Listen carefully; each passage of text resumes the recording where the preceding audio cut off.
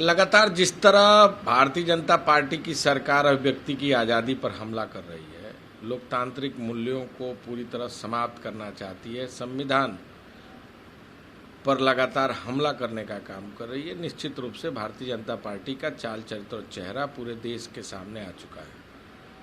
अपने विपक्षी दलों को निशाना बनाना, जो लोग संघर्ष करने वाले लोग हैं उनके खिलाफ मुकदमा दर्ज करना और खासकर जो पुलिसिंग है, पुलिसिंग को किस तरह लगातार लोगों के खिलाफ कार्रवाई करने का दबाव बनाना, यह पूरी तरह स्पष्ट होता है कि भारतीय जनता पार्टी की नीयत में खोट है। लगातार सरकार उन तमाम राजनीतिक और सामाजिक लोगों को जेल भेजकर अपने चेहरे को पूरी तरह देश के सामने लाने का काम कर रही है। कांग्रेस पार्टी इसका विरोध करती है। ये काफ़ी दुखद खबर है। सरकार ने नौजवानों की नहीं सुनी, नौजवान ने आत्महत्या कर ली। ये सरकार के ऊपर कलंक है।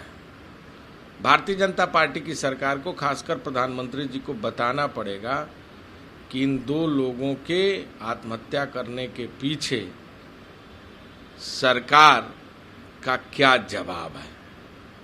जिस तरह नीट और जेईई का विरोध पूरे देश के नौजवानों ने किया, आंदोलन हुए, प्रदर्शन हुए, हमारी पार्टी के लोगों पर लाठीचार्ज हुए, जेल भेजा गया, फिर भी कांग्रेस पार्टी का कार्यकर्ता इसका विरोध करता रहा। सरकार लगातार नौजवानों के भावनाओं के साथ खिलवाड़ कर रही है, नौजवानों के भविष्य और जीवन के साथ खिलवाड़ कर रही है। आने वाले दिन में नौजवान जरूर सबक सिखाएगा। मुझे लगता है देश के लोगों को अपने जान और जीवन की चिंता है, लेकिन इस सरकार को जान जीवन की चिंता नहीं है। अगर दूसरे प्रदेशों में जहां भारतीय जनता पार्टी की सरकार नहीं है, वहां की कमियां और खामियां गिनाने में तो यह सरकार माहिर दिखती है, लेकिन जिन स्टेटों में भारतीय जनता पार्टी की सरकार है, वहां की स्थिति किस हालत में है, इस पर उनका ध्यान नहीं जाता। खासकर उत्तर प्रदेश के जो हालात हैं, आयाम है, न जांच की व्यवस्था सही ढंग से हो पा रही है। मुख्यमंत्री के लगातार तुगलकी फरमान आते जा रहे हैं। जहां जांच के, इलाज के और उन लोगों को प्रॉपर देख रेख की व्यवस्था की जानी चाहिए थी, स्वास्थ्य विभाग, टीम 11 और इनका पूरा महकमा पल्ला झाड़ते हुए दिखाई दे रहा है।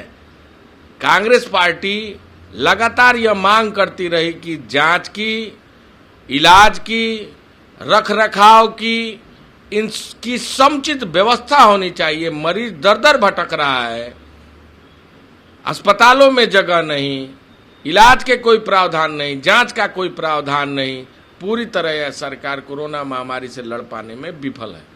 पिछले समयों में इस सरकार के तमाम भ्रष्टाचार उजागर हुए हैं, चाहे वो सहकारिता विभाग में 100 करोड़ का घोटाला हो, DHFL में कर्मचारियों के पैसों का PF घोटाला हो, बिजली विभाग के मीटर का घोटाला हो, और जिस तरह पंचायती राज ग्रांट में घोटाले का मामला आया, पुलिस भर्ती, शिक्षक भर्ती में घोटाले का मामला आया, UPSC जैसी संस्थाओं में 50 से 60 लाख में SDM और CO बनाए गए, वो मामला सामने आया। भारतीय जनता पार्टी का चेहरा बिल्कुल बेनकाब हो चुका है। आज कोरोना महामारी में जहां पूरा देश सरकार के साथ खड़ा होना, सहयोग करना, चंदा देना, मदद करने का काम किया, वहीं ये सरकार जनता की गाड़ी कमाई के पैसे को लूटने में व्यस्त है। PPE किट, थर्मामीटर, अन्य उपकरणों में जो हालात है, आयाम है, पूरी तरह आई है, वह स्पष्ट रूप से यह सामने है कि 1600 रुपए के सामान 4-4 हजार रुपए में कैसे खरीदे गए हैं। कैसे PPE किट में जो 4,000, 4,500 का सामान उसे 15-15 हजार में खरीदा गया है। पूरा बिल वाउचर सहित पूरे उत्तर प्रदेश के सामने 65 जिलों में इस भ्रष्टाचार के आकंठ में यह सरकार डूबी है। यह पूरी तरह स्पष्ट हो चुका है। अगर कल कांग्रेस के कार्यकर्ता आंदोलन करते हैं तो ये सरकार लाठी चलाती है, जेल भेजती है। हमारे 5 साथी आज जेल में। इस सरकार को काले झंडे से चिढ़ है। जिसके चेहरे पर काला दाग हो वो काले झंडे से क्यों चिढ़ता है? आप लाख जेल भेज ले हमारे कार्यकर्ताओं को, हमारा कार्यकर्ता डरने वाला नहीं।